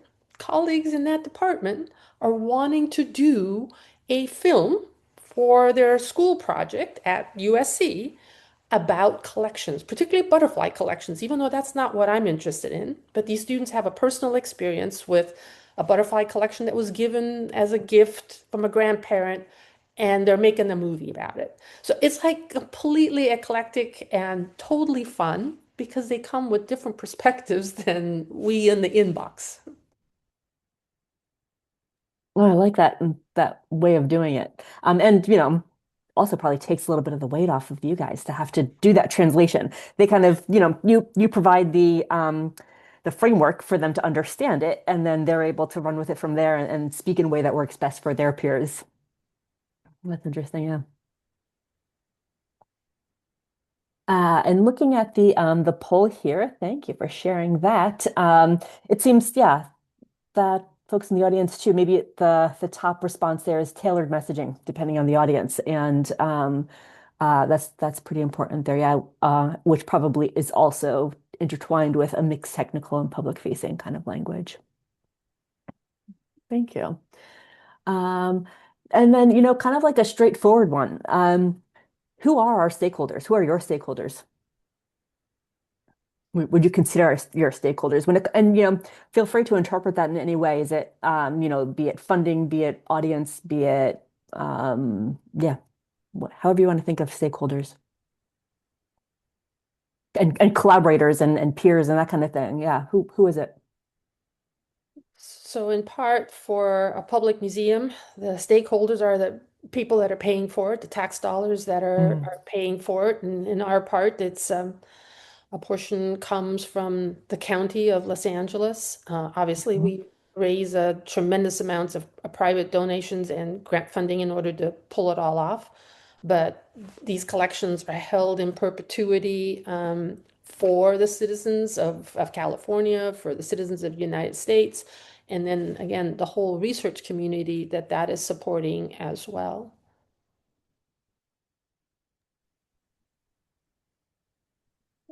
I kind of think that this question and the last question are those kinds of questions that I try to reevaluate all the time, um, or just stay really curious about, because I think that there is shifting baselines in that and how we use language. And I really liked Regina's story of like, realizing that some interpretations that the students are doing was resonated way better or much more compelling than things that I could do, you could do yourself. And learning from that and actually starting to adopt some of the language. So I just think it's something that, I try to challenge myself with a lot, because, when you're talking to somebody and you can see that their face is blank, it's not resonating. Like there's something like, how do I get in there? And so trying different things and trying to figure out how to make that connection is important. I think too, it's interesting to look at this question and the last question and who's here at this webinar today and having you all as speakers too. I mean, this is a group of people who are actively interested in how to engage a broader group of stakeholders. And, we know after, especially things that came out of the Action Center a couple years ago that this isn't necessarily everybody too, but as a community, we are stronger together if you can look for those opportunities. So if you're successful, who else can you collaborate with that could make your research more influential to policymakers if that is a group that we're not reaching? And especially at this time period, why aren't we reaching them? How could we reach them better? And I think looking for other folks nearby, I know everybody's busy and we don't necessarily, I just realized my camera wasn't on. But I think we're all busy right now and everybody is trying to do as much as they can. But I think the more that we can continue to be leaders for each other and help out each other, the more that we can continue to build on the stakeholder group too, because this is a very engaged group of people. I'll add Thanks. that in addition to our core goal of making our collections accessible for science, I'd say that every project has brought a new set of stakeholders and given us challenged our thinking about who are we serving. And with the Sherwin-Carquez Archive project, we started thinking, oh, historians would have some interest in it. And there are stories we can tell that are of general interest about how an expedition is mounted and what are the products of that and what do individuals encounter and how is that documented through field photographs. So it's always comes back to expanding and rethinking who those stakeholders might be because we can get our focus on some, but these new projects at least help me break out of that mindset. I Yeah. think that's a good summary for a lot of these things. Like a diverse portfolio, be it with funders or stakeholders or all of this. Yeah, gotcha.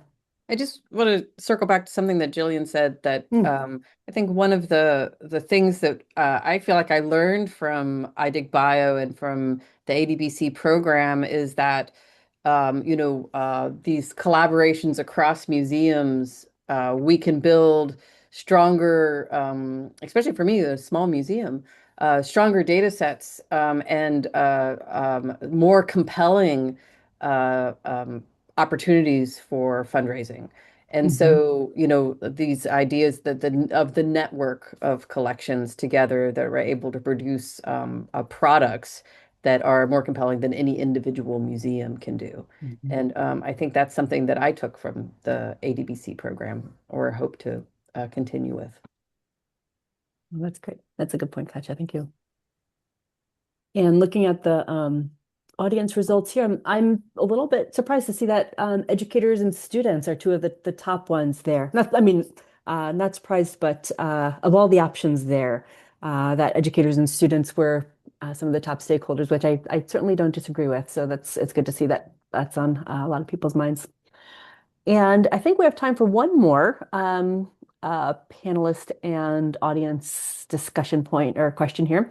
And that is, where does the community most need collaboration, shared advocacy, or collective action moving forward? Tough one, I know.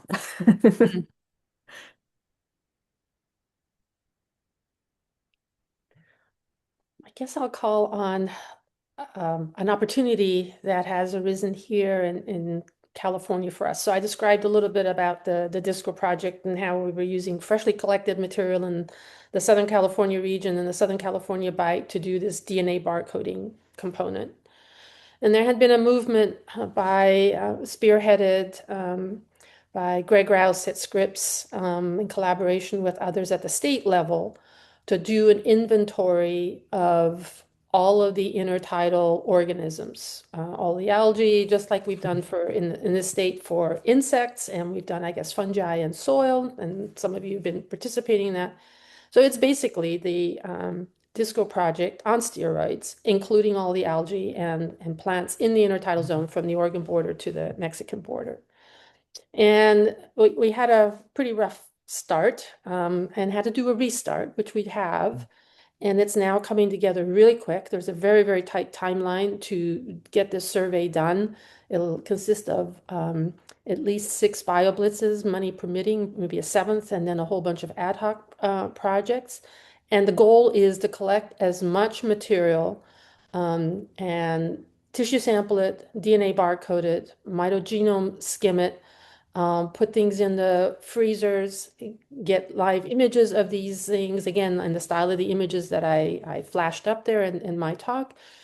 And I am looking at this as the grand opportunity. There's no money for public outreach in this. The OPC, the Ocean Protection Council, would like to see that done.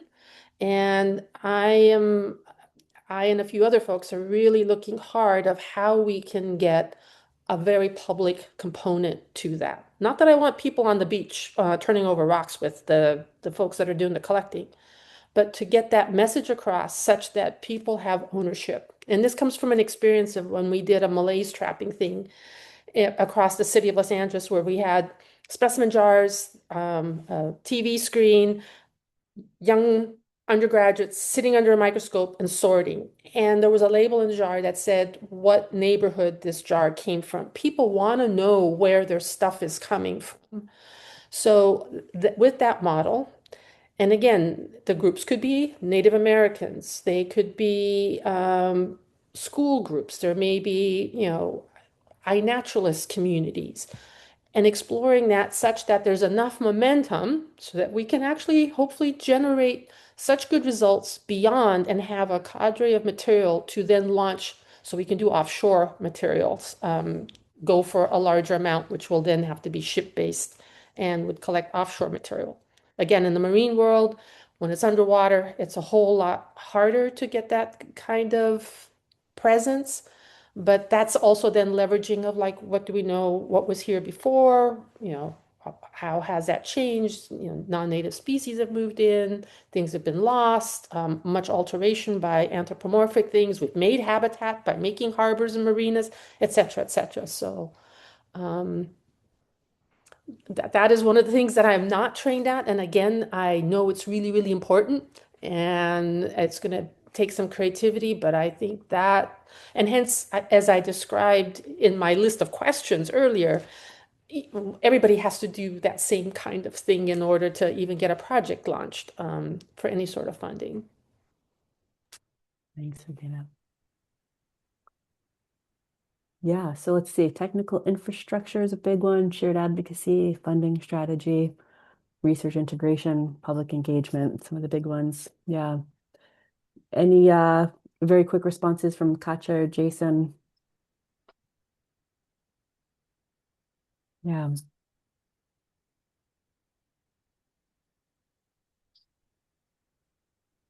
No, not quick, but I was thinking that the shared advocacy piece, I think, is, Yeah. we're very fortunate to have uh, um, groups that advocate for collections. And, I think for myself, I wonder how could we improve this even more, to be able to advocate at a policy level, not just for me, within the state of California, um, uh, but also at a federal level. And again, that's about communicating, right? Like, what is it that, the collections are providing, and who is it that those letters could be written to, or those lobbyists could be found. Um, that could move that needle. Um, yeah, I think it's a great thought exercise, because it is in a place where together as a group, we are a lot stronger than any individual voice. But Absolutely. I think that's a great place to get us to the end of the hour here. Thank you, everybody. I want to take a second to thank everybody. And Shiloh, I don't know if you have a slide to share or just a last Yeah, announcement. I do have a quick plug, if that's okay. Okay. Yeah, so I just want to say thank you to all of our presenters today for such an engaging webinar. Before we conclude, I wanted to remind everybody that with all iDig Bio webinars, the session was recorded and will be posted in our wiki. You can access the recording there along with any information about our upcoming webinars. Our next webinar will take place on March 10th and is titled Notes from Nature, a tool for digitizing collections, featuring Michael Denslow. The session will focus on public participation project, the public participation project, Notes from Nature. Registration is open. Also, I saw Jill plug in the comments that uh, Digital Data Biodiversity Research Conference is happening June 2nd through the 4th, and it is virtual. So mark your calendars for that. And yeah, I wanted to be respectful of everyone's time. So that was a lot to No, that's perfect. Thank you, Shiloh. And thanks. Yeah, it's in the chat. Folks can check it out too from there. And I can't thank our panelists enough for sharing their time and expertise and everything with us. I feel like we got a behind the scenes of not just, some peeks of your collections and stuff, but a little bit more about how the sausage is made. So thank you so much for sharing some of your secrets with us. And thank you to the audience members for being active in the chat and participating in our fun polls. That was a lot of fun just to kind of see what you guys are experiencing out there in all corners of the world, by the sound of it there from what you guys were posting in the chat. So thank you so much. I think with that, I will set you free to the rest of your days and evenings, but huge thank you to everybody. Thanks, everybody, and to the iDig thanks, staff too Libby. for making this all Thanks, happen. Libby. Thanks, guys.